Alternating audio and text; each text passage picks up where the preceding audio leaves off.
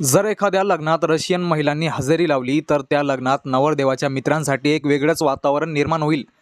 कदाचित हाच विचार नवरदेवाला आला असेल।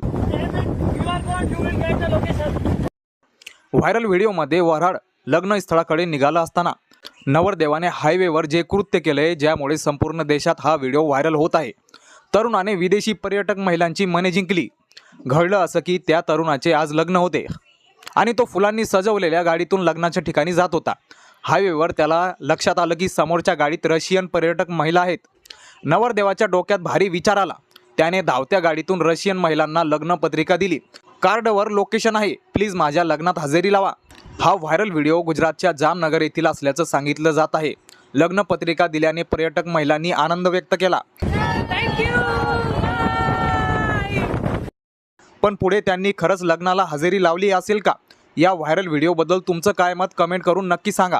चॅनलवर पहिल्यांदा व्हिजिट केलं असेल तर सबस्क्राईब नक्कीच करा।